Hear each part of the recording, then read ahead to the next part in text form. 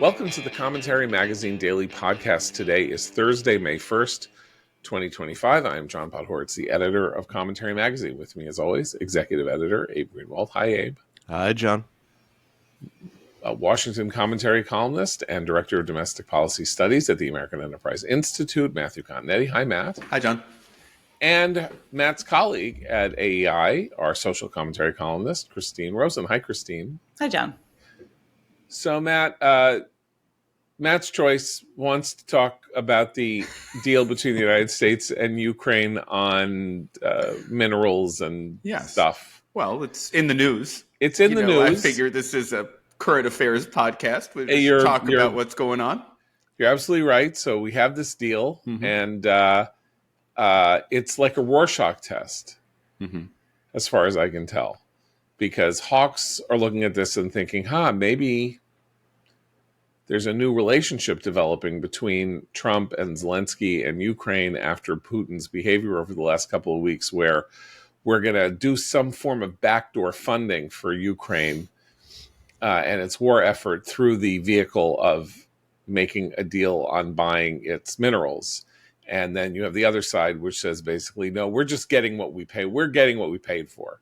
They're going to pass back with all of these minerals for all the money that we've thrown and shoveled in their direction. I have literally no idea which of these two is correct, or maybe they're both correct, or maybe neither one is correct, and maybe this deal will never happen. Well, it was signed. It was supposed to be signed in February after the disastrous Oval Office meeting, but of course, when the circus happened in the Oval Office, Zelensky went home.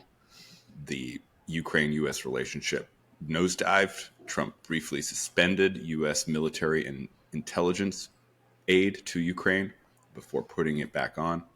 And so I think the signing of this deal, this U.S.-Ukraine minerals rare earths agreement, is very important. One thing about it is not reparations. So earlier versions of the deal did include the provision that Ukraine would have to use some of these resources to repay the United States for aid that we have provided over the past 3 years of the conflict. That is not the case anymore. Now it's going into a shared account. America will profit. Ukraine will profit. So you can say, if you're an opponent of aid to Ukraine, well, they're paying us back. It's more conceptual and more forward-looking than it is any type of reparations which the Ukrainians opposed. It also includes a very ambiguous security guarantee, right? The language is not as specific as many people would like, certainly not as specific as Zelensky would like. But as Treasury Secretary Bessent said yesterday when they signed the deal, this shows that America is involved in maintaining a free and independent Ukraine. We're going to be involved. And that, I think, is a cheering sign for American supporters of Ukraine. So I think what happened with this deal is we are where we should have been in February, right? The deal is signed. Trump and Zelensky seem to have lowered tensions, right? Trump's rhetoric has moved toward slightly more critical of Putin than it's been certainly since he was inaugurated. And so we're kind of reclaiming lost ground and going back to the starting line. And the next step, of course, is the final realization that Putin is not interested in peace. And then I hope Trump imposes some sort of secondary sanctions on Russia to show Putin that we're serious. A couple of interesting details. Our actual envoy to Ukraine is not Steve Witkoff, whom we should maybe talk about a little later. Keith Kellogg, our general, said a couple of interesting things yesterday, I think on Fox. He said the Ukrainians have agreed to 22 specific conditions regarding ceasefire or cessation of hostilities, and that they are not ludicrously idealistic. They understand that there will be a de facto Russian holding of territory should there be a permanent ceasefire, because they don't occupy that land and Russia does, or the government of Ukraine doesn't occupy that land and Russia does. And so this is a sort of concession to reality. He also says that Russia will never win the war in Ukraine, by which he means that the cost to Russia of the war in Ukraine has been so astoundingly high that maybe they can try to claim face saving, but that in the end, and he calculates that more than 1 million, I think he says 1.2 million people have died in the course of this conflict over the last 3 years. That is a total for two countries. Like Russia has 145 million people in it. Ukraine has 44, so about 200 million people. 1.2 million are dead. A lot of these are Russian soldiers, conscripts, people who've been sort of like shoved onto the front lines. That this will be seen in the long run not as a victory for Russia, even if everything freezes in place as it is now. That it was implicitly that it was a foolish and deranged misadventure. Do you think that's face saving? Do you think there's a deeper truth that Kellogg is who is thought of as a hawk, by the way, in the universe of Republican hawks on Ukraine? Kellogg is one of them. So, well, I mean, if it were the U.S. and this were our war, and these were the results after 3 years, we would, and in a free country that could oppose such things. And that was getting some semblance of the accurate news from the front, we would certainly not consider it anything resembling a victory, right? We'd be saying, well, what the hell's going on here? We've lost 1 million people for what? But, I mean, if everything were to freeze in place, I think you're looking at one of those wars where there's no clear winner or loser. It was just a historical disaster. Ukraine is worse off for it,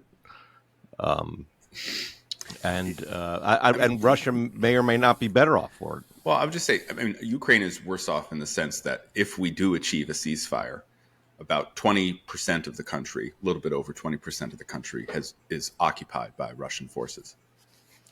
But Ukraine now also has the largest army in Europe. That's not good for Putin. And an independent Ukraine will continue to increase its defense capacity. That's why one of the demands right now from the Russian side is the demilitarization of Ukraine. And in fact, Russian control of how large Ukraine's army and defense establishment becomes. And that's a red line. And the Americans have not conceded that point, I should say, as of this broadcast. What else happened? We have Sweden and Finland joining NATO. We have NATO partners increasing their defense spending, not as much as Trump would like. We have a new government. The deal was just signed, so we should have a new German chancellor, Merz, who seems to take this whole kind of the Wittewende, I forget what they call it, this overturning that Scholz, the previous chancellor, talked about when the Russo-Ukrainian war began, about how Germany was going to take seriously its defense. Merz, the incoming CDU chancellor, seems a little bit more serious about that. So if we get a ceasefire and Putin has the ground that he occupied now, he has Ukraine still there, he has NATO larger and spending more on defense, and he has the potential German revival, which I personally am skeptical of, but it's a not a phrase that a lot of people. Germany's fallen pretty precipitously over the past decade. Yeah. So a revival, in some ways, we don't have to worry about it right now. I don't know. I think he'd worry.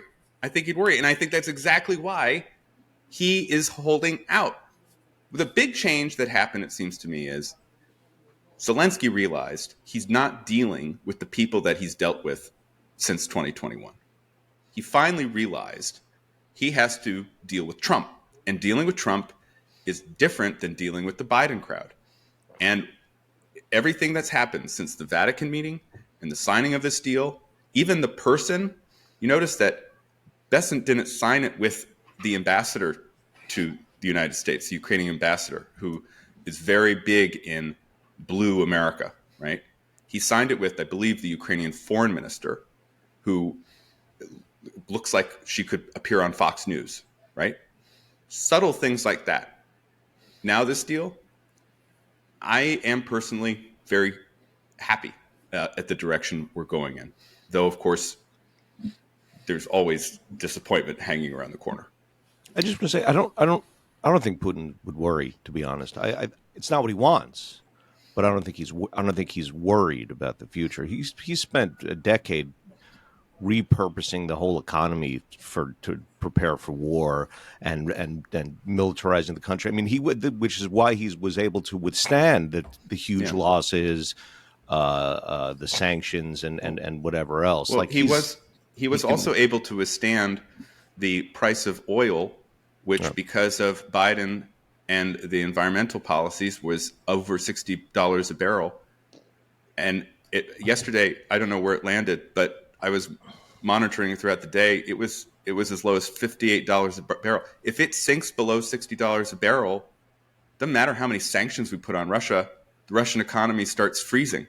So, yeah, there are a lot of things at work here, but Putin will, of course, act like it's a victory no matter what happens, and the Russian propaganda will spin it as a victory no matter what happens, and Russia's allies in the West will say that it's a victory. But if we get a ceasefire as we're heading toward, it seems to me, it's not all roses for the Russian dictator.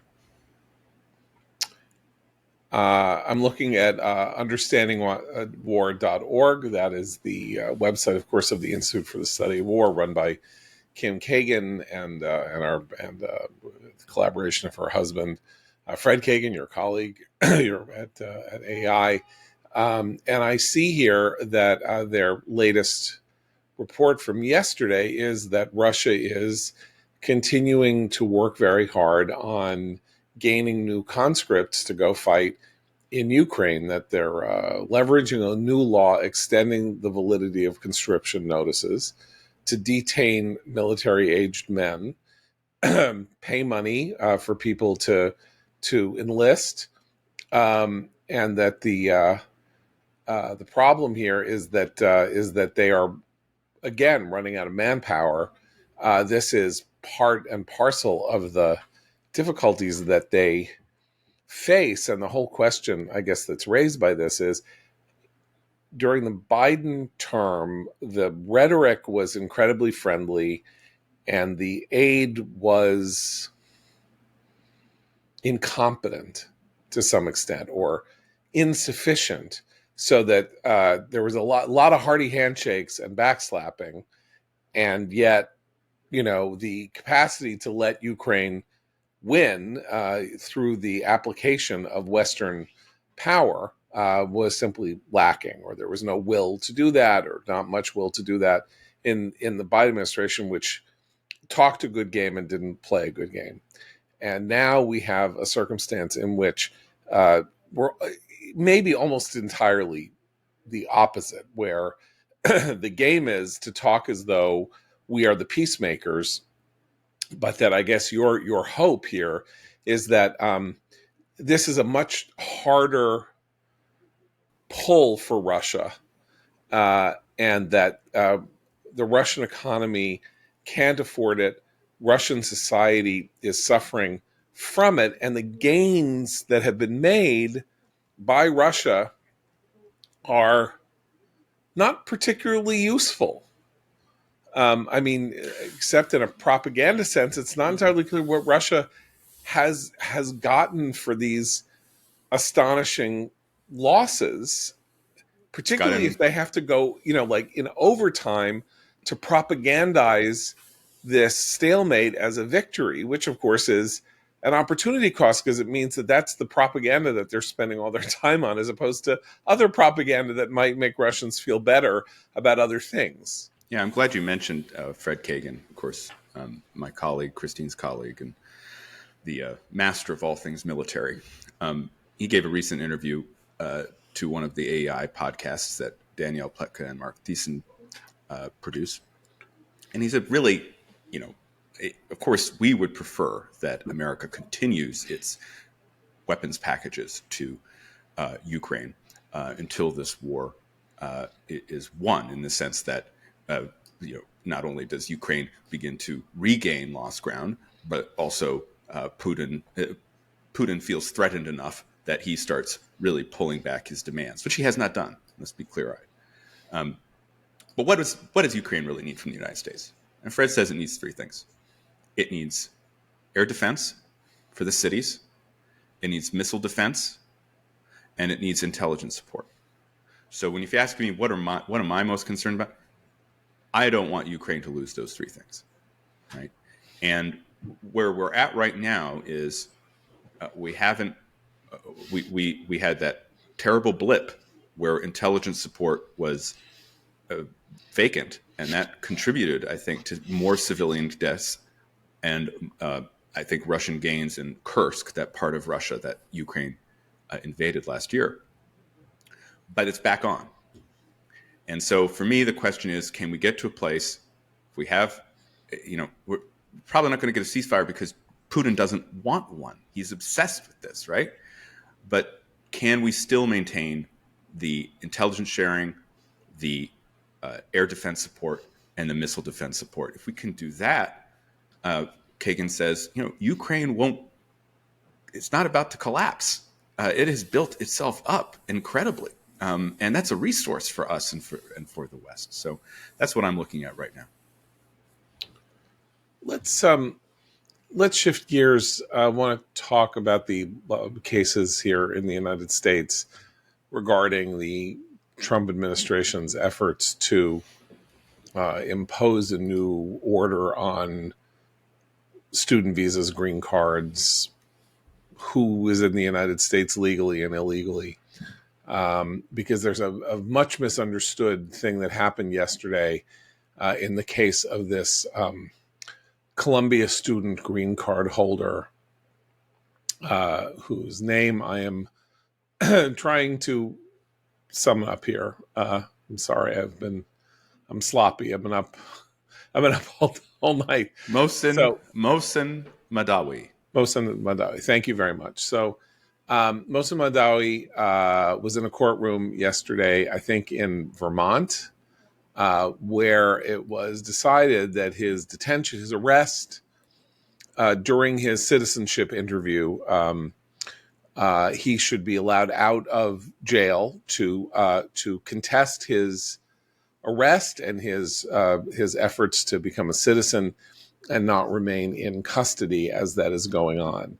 This was treated in the propaganda war that is now going on against Trump's hard line, or the administration's hard line, about what the Secretary of State can do to limit the presence in the United States of foreign nationals who are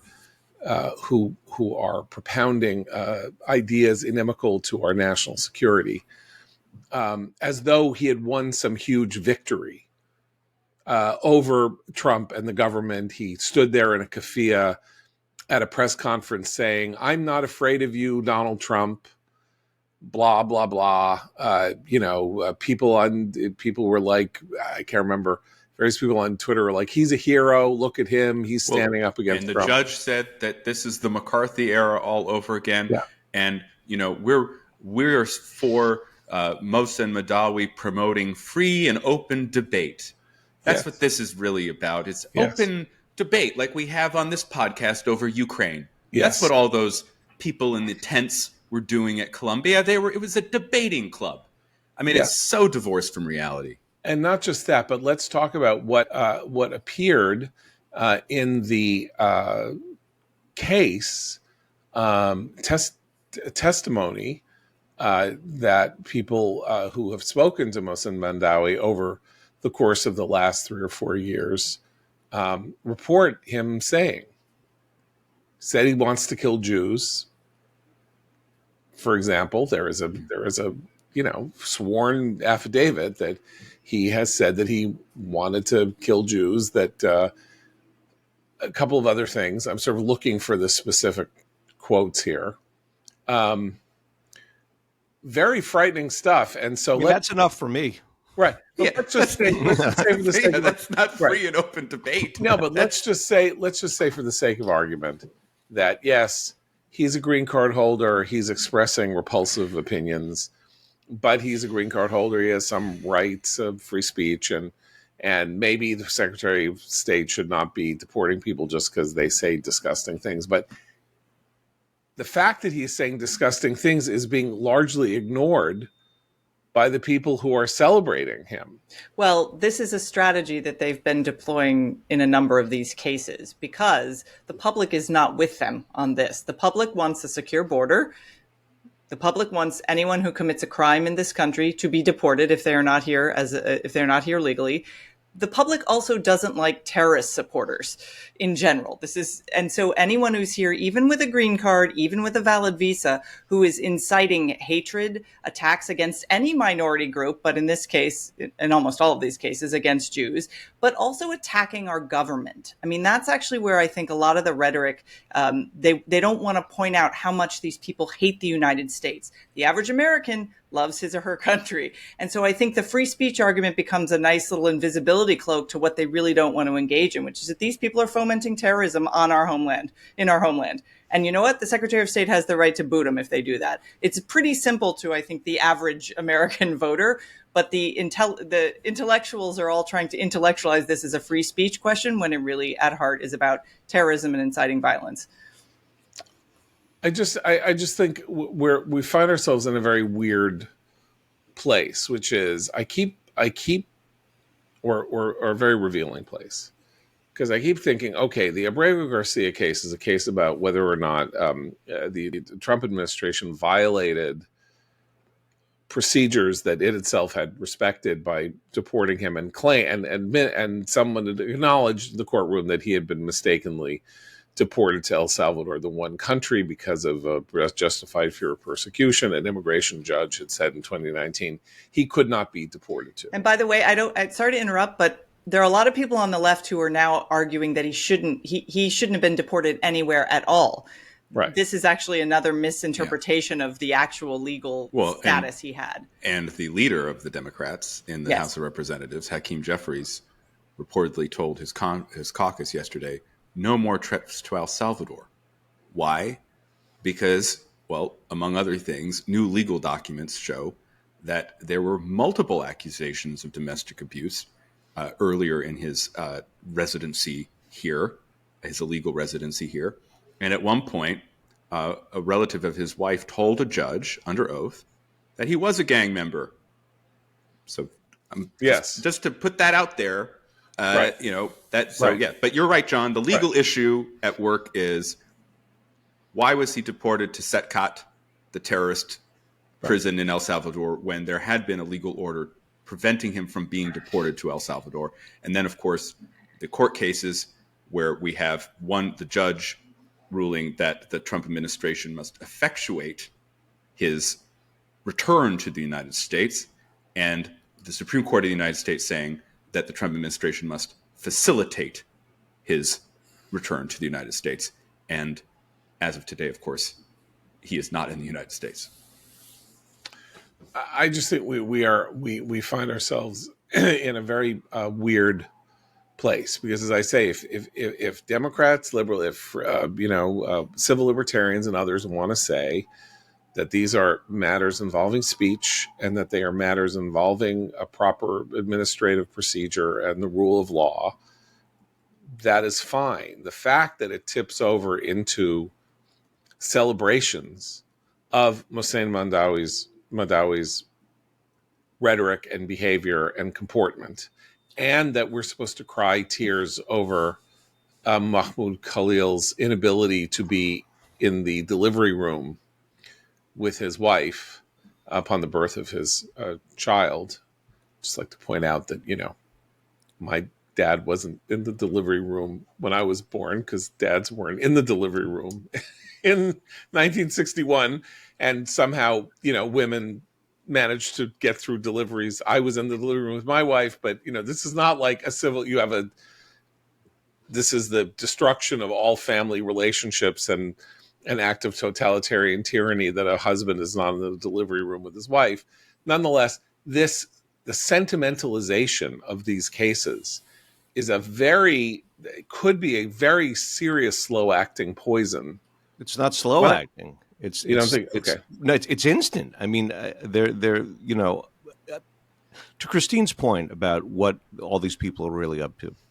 Imagine that after 9/11, campuses were overtaken with people here on visas, and they were echoing and promoting Al-Qaeda propaganda and bin Laden talking points.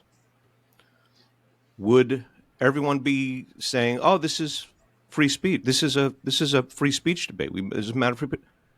Not only would no one be making that case, but it didn't happen because it was so clearly understood what that would have meant. I just want to say one more point about this. I remember that they've long since come back, but pre 9/11, there used to be in Times Square and wherever else the extremist, cultish Black Israelites, right? It's not connected to Islam, or they sort of echo some Nation of Islam stuff, but they're a weird, extreme group that would yell about the Jews on street corners. They disappeared after 9/11. They had nothing to do with it, right? But they went underground for years. You didn't see them on the corner. So there's just been such a change in the culture and in our politics that now we sit back and stroke our chins and go, "Oh, well, this is free speech and this is what this country is about. And you're allowed to criticize the government and blah, blah, blah." Right. I mean, I think there's a larger difference that explains this divergence that you said. I mean, it's just a different country than it was in 2001. Right. There are far more international students at our universities today than there were in 2001. I think that if we had another major terrorist attack on this country, which I pray that doesn't happen, but I think we would have encampments blaming America. I don't think I think because the structure is there. And one reason why a lot of these Trump policies are good, in my view, is that they're attacking the structure that had been built up over time. And that was outlined by Daniel Pletka in commentary last year. Some of these executive orders in recent weeks in particular, the transparency executive order, among others, goes right to the heart of what Pletka was talking about in that essay about the anti-Semitism network that these foreign governments, hello Qatar, have been building up over time. And the international student, that's the thing. That's why we're having these arguments about Khalil and Madawi. They're not Americans. They're not Americans. I think it's important. I have in front of me Judge Crawford, the judge who ruled that, as I say, that Madawi presents no danger to his community or to others. There are two key claims the government made in its effort to maintain custody over him after his arrest at his citizenship interview. One is this affidavit from a gun enthusiast at a gun club in 2015, where Madawi said, "I like to kill Jews." And then in 2019, he was apparently stopped at a border crossing with drugs, which he claimed to be prescription drugs. Here is how the judge deals with that in his finding. The court has considered the allegations made by the gunsmith in 2015. If true, they are highly damaging to Mr. Madawi's chances of release and of having any future in the United States at all. In 2015, the FBI conducted a thorough investigation of the allegations and found no basis to act. Had the statements attributed to Mr. Madawi been true, they would have resulted in some official response. In a case of the dog that did not bark, the FBI concluded its investigation without taking action. That decision gives rise to a reasonable inference that the agency charged with the protection of the public from crime found no basis for proceeding against Mr. Madawi in any venue, 10 years have passed since that time without any criminal charge, except for a referral to a state-run diversion program in 2019 concerning a potential drug offense. The record of that referral and any citation has been expunged in the normal course. Now, I'm reading this out because this is the judge saying, look, the FBI looked into this thing where he said, I like to kill Jews, and found no basis to act or move. Okay. So that's the 2015 FBI. That's the Obama FBI. That's a dovish immigration FBI whose people might have said, well, you're allowed to say you want to kill Jews, when it is not the policy of the Obama administration, despite efforts that people are making to say that Obama loved to deport people. They weren't deporting green card holders, and they weren't doing stuff like that, or hardly at all. The judge seems to be implying that the gunsmith's affidavit is a lie, or failing that the FBI looked into it and did a thorough examination and found no basis to act. How does he know that the investigation was thorough? How does he know the FBI, someone didn't just tell this to the FBI and the FBI says, what the hell with it, who cares? This is just how many times have there been attacks that later we find out the person was on the FBI's, watch radar or whatever? Yeah. I mean, that is unfortunately all too frequent. All the time. Almost every time there is an attack, it involves somebody who was on the radar, right? So in any case, this is an astonishing thing to say. He has to deal with it in the course of the fight. And by the way, this may in fact be the way that Mondawi is deported from the United States. Remember what you were being led to believe yesterday in the coverage of this court case is somehow that he was found innocent or something like that. That is not what happened yesterday. What happened was that the judge said that he did not have to stay in custody while he was defending himself against the government's efforts to deport him. If the Secretary of State determines that his presence in the United States is inimical to the conduct of our foreign policy, there is almost no recourse that he will have for deportation, because the only way that case will be resolved is for the Supreme Court eventually to hear this very specific case and deal with the question of whether the law says the Secretary of State has pretty unambiguous power to decide that someone is pursuing something that is inimical to the foreign policy interests of the United States and to act on it. And moreover, Saeed Madawi was one of the two heads of the efforts to promote a foreign policy view on the campus of Columbia University in the wake of October 7th that directly involved the conduct of American foreign policy in the Middle East. They were attempting to influence American foreign policy in the Middle East in ways that I believe are inimical to American foreign policy, that Marco Rubio may deem inimical to American foreign policy, and that while he may have the right to say whatever it is that he wants to say, he does not have the right to say it within our borders. He does not. We do. He does not. We are born citizens of the United States. He is not. This actually, though, reminds me a bit of a broader sort of cultural challenge that those of us who would make this argument, I agree with you, have. And it struck me when the Harvard anti-Semitism report came out that at the exact same time, they also had to do this moral equivalence and have the additional report on supposed Islamophobia. And this actually post 9/11 has been a push-pull that really conservatives have not quite won this battle, although I think we need to. And it's this: we should be able to show violence, threats, anti-Semitism, without also having to give this polite nod to Islam being a religion of peace. In the case of a lot of these activists, and if you read those two reports, which I did, it's fascinating to see that the complaints of the Jewish students, violence, threats of violence, being blocked from moving around campus, hostility from faculty and administrators. And then you look at the complaints of the Muslim students. They're like, I felt like I couldn't really express myself fully. And that to me, I mean, it's darkly comical, but it's also horrifying. But there is this sense, there's a whole wing of people in this country, not all of whom are liberals, I would say, who like this idea of tolerance. And we saw it post 9/11, a few months out from 9/11. We're seeing it now with regard to these sorts of figures who are matters of controversy. And what I would say to that is, you know what, tolerance is excellent, but when intolerance rears its head and it's backed up by threats of violence, tolerance has to cease and protection of the people under threat must begin. And I think it's difficult for a lot of Americans to make that distinction because they don't want to be seen as intolerant. Yeah, the two reports are incredible because the one on anti-Semitism documents things that actually happened, right?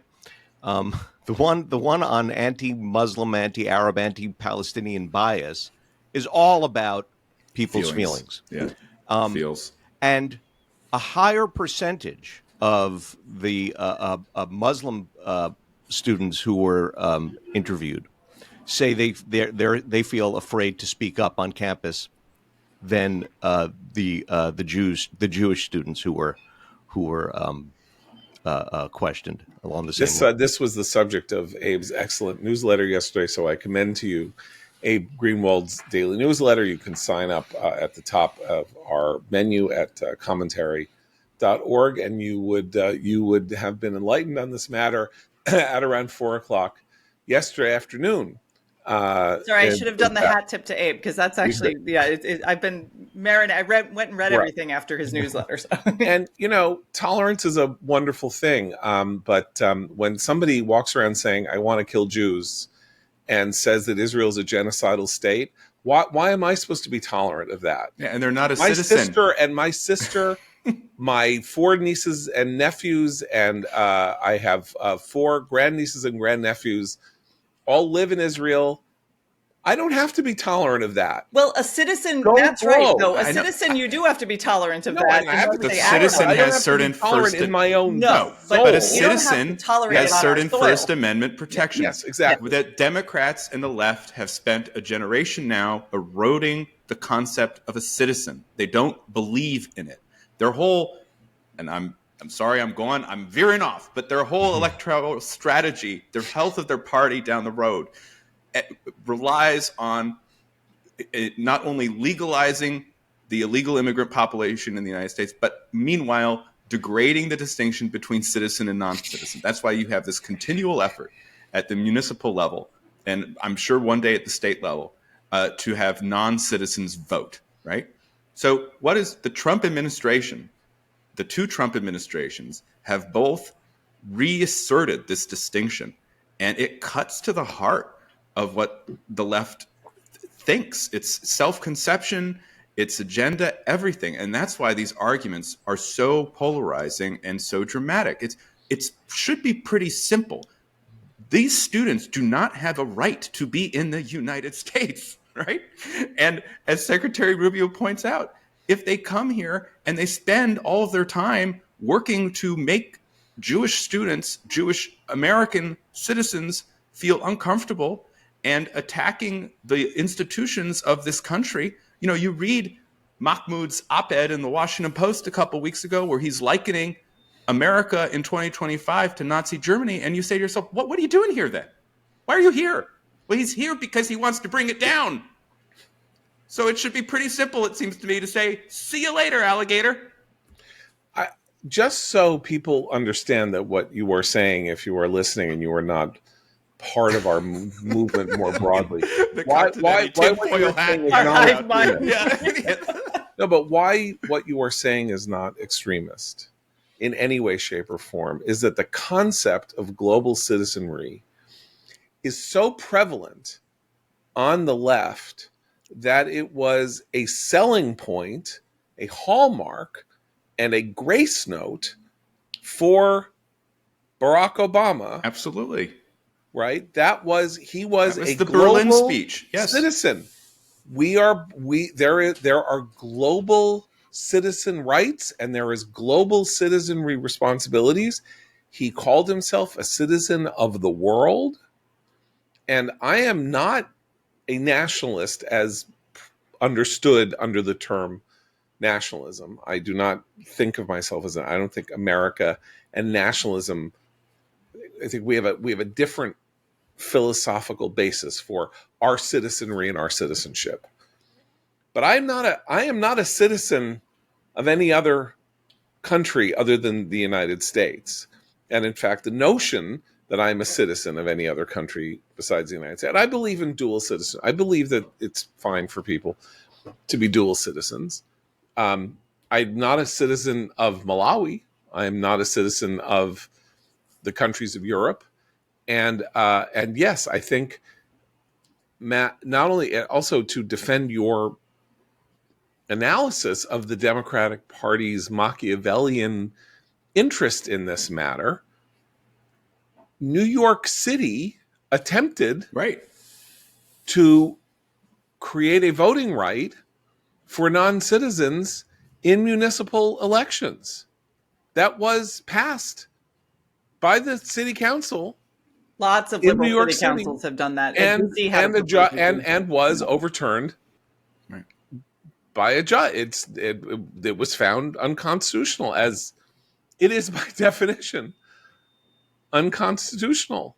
The whole it's an oxymoron to have a non-citizen vote in an election in a country in which we live in, and it is a central precept and a very dangerous one, not only to our health as a society and our understanding of what it means to be Americans. It is dangerous. It is very dangerous for our two-party system in this sense, which is, it's just like, this is not a road the Democratic Party should be going down. It is incredibly unhealthy. We have a two-party system. The notion that one of the two parties is actually going to seriously attempt, and I think Matt's right, that they are going to seriously attempt, assuming that the vibe shift doesn't hold, and that somehow, they can go back to being what they were before, 2020, when suddenly, everyone is sort of foreclosing the border now.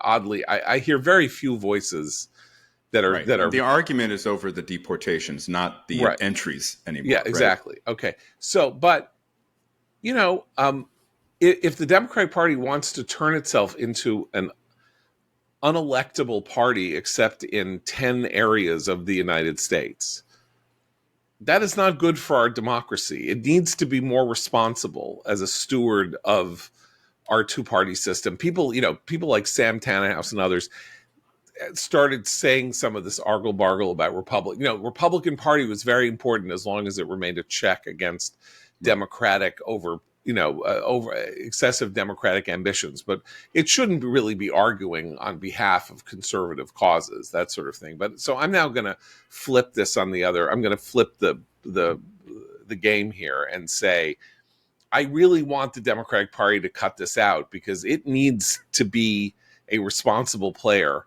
on the national stage. It is going to discredit itself in the eyes of many, if not most, ordinary people. Just take a look at that map. I constantly mention it, send it to you guys like practically every week. Look at the map of the United States and where people voted red and blue across the counties of the United States. This country is, in territorial terms, 90% Republican. The power of the Democratic Party resides in 10 spots in the United States, all around large cities in the United States. And otherwise, we are a field of red. This is not healthy. This should be much more of a checkerboard country in which Republicans are present in the cities, Democrats are present in more rural places, and that this cultural divide and the big sort and all of that really is very dangerous to our future. And this argument is going to destroy the Democratic Party, because what you're saying is something that even a 5-year-old can understand. You would think, but apparently not Kamala Harris. And maybe we should just end there. Please, yes. Because Kamala resurfaced. She's given one or two public appearances since the election. She's given a speech earlier this year after the inauguration. But this speech yesterday was kind of billed as a big intervention, her comeback tour launch. And I have to say, I kind of miss her. I kind of miss her. I kind of miss her because she's so bad. I mean, she's just a bad politician. I mean, really. Here's her speech. It's resistance, and it was so revealing to me who she name checked. She name checked Chris Van Hollen. She name checked Jasmine Crockett. She name checked all of these far left. She name checked AOC and Bernie Sanders. That's her new crowd, right? It's not the guy that she served with as vice president, who, when he was compos mentis, understood that Bernie Sanders is exactly the wrong road for the Democratic Party. It's exactly the road that you laid out, which is, not a national party anymore, right? So the fact that here we have the Democratic nominee for president in 2024 come back and big speech, got some coverage, thinking about maybe running for governor of California next year, definitely thinking about running for the presidency in 2028. She continues to lead the horse race in early polls of 2028, pretty meaningless polls, but nonetheless, she has that name recognition now. And she is completely affiliating with the far left of her party. And again, I just contrast that with what I said earlier in the podcast with Hakeem Jeffries, the man who wants to be the Speaker of the House in 2027, a man who's trying to think about how he can eke out that majority. It's still a very narrow majority, so he doesn't have many seats to win. But he is telling his frontline members and his whole caucus, don't go to El Salvador. Don't affiliate with this guy, Abrego Garcia, who, this guy, he might not be our type of guy, right? Politically, let's leave the legal issues alone. Politically, it's been kryptonite, and I've thought so from the beginning for the Democrats. But he's beginning to realize it. But here's Kamala ready to lead the resistance. And this is exactly the danger for the Democratic Party. What they should be doing, finally, is paying attention to this new Substack that Mitch Landrieu is putting out, the Working Class Project. And he actually had Ian Sams is involved, a former Biden alum. They're putting out some great stuff, doing surveys of working class voters. And the data that they've released over the past couple of weeks just proves once again that our colleague Rui Teixeira is absolutely right. The working class in this country think the Democrats are out to lunch. And while they're not totally on board with every aspect of Trump, they think Trump is looking out for them and the Republicans are looking out for them and are much more culturally aligned with them.